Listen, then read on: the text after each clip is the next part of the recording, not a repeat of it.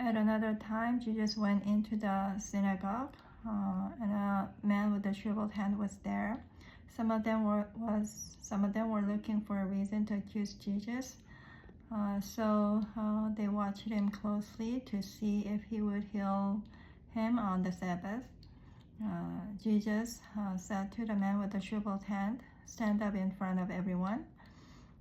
Then Jesus asked them, which is lawful on the Sabbath, to do good or to do evil, to save life or to kill. But they remained silent. He looked around at them in anger and deeply distressed at their stubborn hearts, said to the man, "Stretch out your hand." He stretched it out, and his hand was completely restored. Then the Pharisees went out and began to plot with the Herodians how they might kill Jesus. Jesus withdrew with his disciples to the lake, and a large crowd from Galilee followed.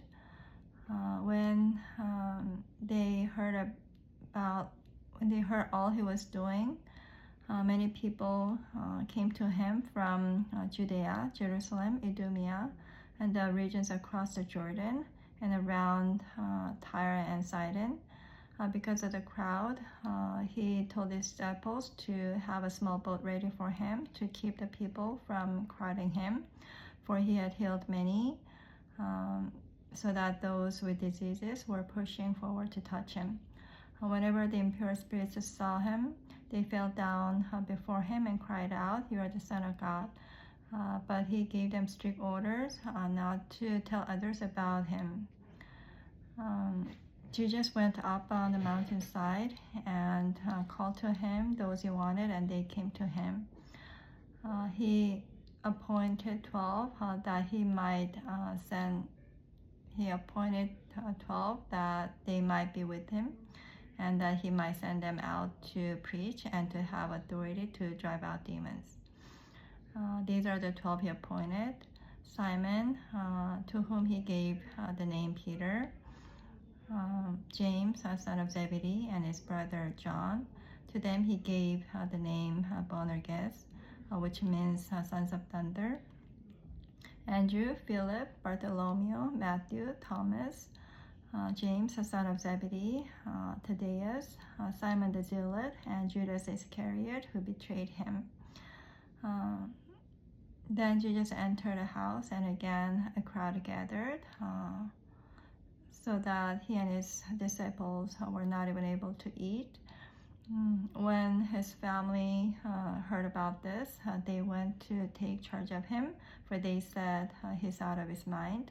And the teachers of the law who came down from Jerusalem said he's possessed by Beelzebul, by the prince of demons, he's driving out demons. So Jesus called them over to him and began to speak to them in parables.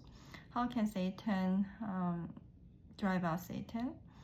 If a kingdom is divided against itself, that kingdom cannot stand. If a house is divided against itself, that house cannot stand. And if Satan opposes himself and is divided, he cannot stand. His end has come. In fact, no one can enter a strong man's house without first tying him up. Then he can plunder the strong man's house. Truly I tell you, people can be forgiven all their sins and every slander they utter. But whoever blasphemes against the Holy Spirit will never be forgiven. They are guilty of an eternal sin. He said this because they are saying he has an impure spirit. Then Jesus' mother and brothers arrived. Standing outside, they sent someone in to call him. A crowd was sitting around him, and they told him, "Your mother and brothers are outside looking for you." "Who are my mother and my brothers?" He asked. Then he looked at those seated in a circle around him. "Here are my mother and my brothers.